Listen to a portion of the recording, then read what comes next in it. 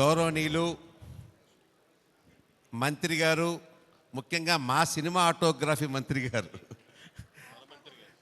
మా మంత్రి గారు, తర్వాత మీ మంత్రి గారు, సినిమా ఇండస్ట్రీకి ఎన్ని కష్టాలు ఎప్పుడు వస్తూనే ఉంటాయి, తీరుతూనే ఉంటాయి, చేస్తూనే ఉంటారు. కానీ కోమటిరెడ్డి వెంకటరెడ్డి గారికి నాకు ఏంటంటే సంబంధం 1999లో నేను ఎమ్మెల్యేగా ఉండగా నాతో పాటుగా ఆయన కూడా హౌస్లో ఉన్నారు. అప్పుడు ఆయన కాంగ్రెస్ పార్టీ, మాది అధికార పార్టీ తెలుగుదేశం. రోజు పోటాడుకుంటూ ఉండేవాళ్ళం ఆ టైంలో. అది ఇప్పటికీ నాకు బాగా గుర్తు. అటువంటి మంచి వ్యక్తి. అప్పుడు ఏంటంటే అండి, ఆ టీ బ్రేక్ అవ్వగానే అందరం సరదాగా మాట్లాడుకుంటూ నుంచునేవాళ్ళం. మరి ఇప్పుడు ఆ కల్చర్ ఉందో లేదైతే నాకు తెలియదు, కానీ అందరం చాలా సరదాగా మాట్లాడుకుంటూ ఒక మనసును ఇప్పుడు పంచుకుంటూ మళ్ళీ హౌస్లోకి వెళ్ళంగానే ఎవడు గొడవ వాడిది, ఎవడు రాజకీయం వాడిది, ఎవడు గోడ వాడిది, ఆ రకంగా ఉండేది. అటువంటి చక్కటి మా మంత్రి గారు ఈ రోజున సినిమాటోగ్రఫీ మంత్రి కావడం నాకు చాలా అదృష్టం.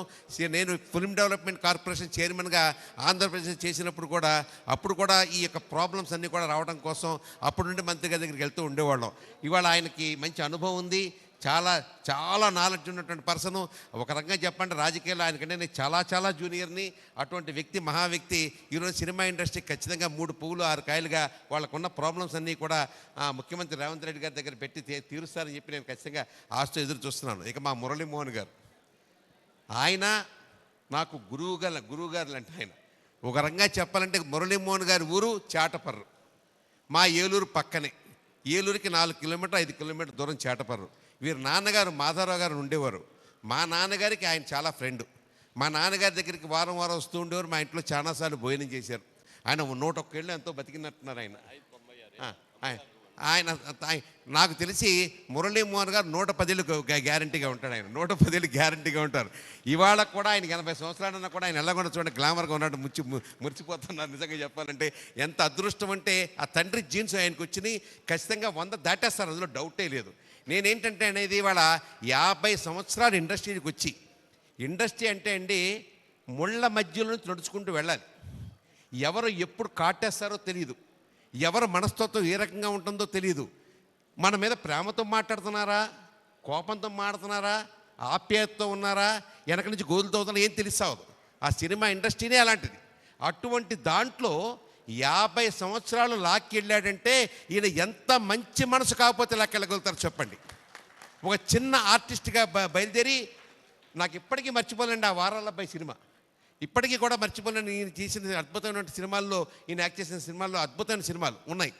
అంటే నేనేది ఏంటంటే అంత మంచి విషనాగుల మధ్యలోకి వెళ్తూ జీవితాన్ని 50 సంవత్సరాలు తీసుకెళ్ళి టీవీలో కానీ, ఓటీటీలో కానీ, సినిమాలో కానీ అనేక రంగాల్లో తీసుకెళ్తూ అటు రాజకీయ నాయకుడిగా మా రాజమండ్రికి పక్కన, మాకున్న రాజమండ్రి పక్కన ఎంపీగా ఈయన చేశారు. ఈయన చేసిన అభివృద్ధి, ఎంపీగా రాజమండ్రిలో చేసిన అభివృద్ధి ఇప్పటికి కూడా కళ్ళకు కట్టినట్టు కనబడుతూ ఉంది. ఒక కమిటెడ్గా చేశాడు ఆయన. ఎంపీగా అయిన తర్వాత నేను ఎక్కడ హైదరాబాద్లో కూర్చుంటాను, నాకేం సంబంధం అనకుండా అక్కడ ఇల్లు కట్టుకుని అక్కడే కాపురం పెట్టాడు మన మురళీమోహన్ గారు. అటువంటి కమిటెడ్ వ్యక్తి మురళీమోహన్ గారు. అటు రాజకీయంగానూ మంచి పేరు తెచ్చుకున్నారు, ఇటు సినిమా ఇండస్ట్రీలో మంచి పేరు తెచ్చుకున్నారు. దాసనారాయణరావు గారు, మురళీమోహన్ గారు వీళ్ళంతా కూడా తలలో నాలుకలాగా ఎవరికి ఏ కష్టం వచ్చినా కూడా వెంటనే ముందుకొచ్చి చేసే స్వభావం ఉన్నటువంటి ఒక వ్యక్తి. దాసనారాయణ పెద్ద వెళ్ళిపోయినా కూడా మురళీమోహన్ గారు వాళ్ళ మా అందరికి కూడా పెద్దగా ఉన్నారు. అన్ని కష్ట సుఖాలు తెలుసు, ఒక నడిచే చరిత్ర ఆయన. అటువంటి మహానుభావుడికి ఈ రోజున నటసింహ చక్రవర్తి కదా, నటసింహ చక్రవర్తి, నల్ల పేరుదా అది. అంత మంచి పేరు ఆయనకి ఇవ్వడం అనేది చాలా అదృష్టం. నిజంగా విష్ణుని మెచ్చుకోవాలయ్యా. ఆ విష్ణు ఏంటంటే ప్రతి సంవత్సరం చేస్తూనే ఉంటాడు. ఎక్కడి నుంచి తెస్తాడో డబ్బులు, ఏం చేస్తాడో తెలియదు, డబ్బులు ఉన్నాయో లేదో తెలియదు, ఖర్చు పెట్టేస్తాడు, తీసుకొస్తాడు, భారీగా ప్రోక్షణ చేస్తాడు. 3 స్టార్ హోటల్స్లో 4 స్టార్ హోటల్స్లో మీటింగ్ పెడుతుంటాడు విష్ణు. ఇంత పక్క వాప అతను నిజంగా మెచ్చుకోవాలి. ఎందుకంటే ఇలాంటి ఫంక్షన్స్ చేయాలంటే చాలా కష్టం అండి. ఇవాళ ఏమైపోయిందంటే అవార్డులు ఫంక్షన్ చేస్తే అవార్డు తీసుకుని వస్తున్నారు తప్ప ఇండస్ట్రీలో ఎవరు రావట్లా. ఇదేంటో విచిత్రం, నాకు అర్థం కాదు. ఇదివరకు సినిమా ఇండస్ట్రీలో అవార్డు ఇస్తున్నారంటే అందరూ ఆర్టిస్టులు వచ్చేవారు, ఓ పండగగా జరిగేది. ఇవాళ బాధ అయిపోతుంది. సినిమా అవార్డు ఫంక్షన్కి వెళ్తుంటాం, మేము వెళ్తే చాలా బాధగా ఉంటుంది. అవార్డు తీసుకుంటారో వాళ్ళు మాత్రం వస్తారు, మిగతా ఇండస్ట్రీ ఎవరు రావట్లా. నేను ఇందాక చెప్పాను కదా, ఇది ఒక ముళ్ళ పొద.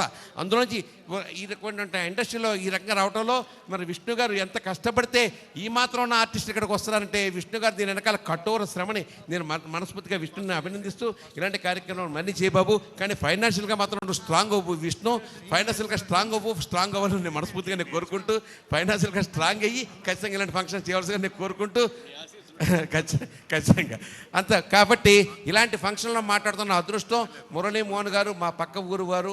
ఆయన ఒక ఎంపీగా నేను ఇందాక చెప్పినట్టుగా ఎంతో మంచి పేరు తెచ్చుకున్నట్టు ఆయన వ్యక్తి, ఆయన యొక్క పెద్ద అయినటువంటి ఆశీర్వచనాలు అందరికీ ఉండాలని చెప్పేసి భగవంతుడు ఆయనకి ఆయురారోగ్య భోగభాగ్యాలు కలగజేయాలని చెప్పేసి మంత్రిగా ఉన్నటువంటి కోమరెడ్డి రెడ్డి గారు మాకు ఖచ్చితంగా మా ఇండస్ట్రీ కావాల్సిన సహాయ సహకారాలు అందిస్తారని చెప్పి నేను మనస్ఫూర్తిగా నమ్ముకుంటూ సెలవు. నమస్కారం.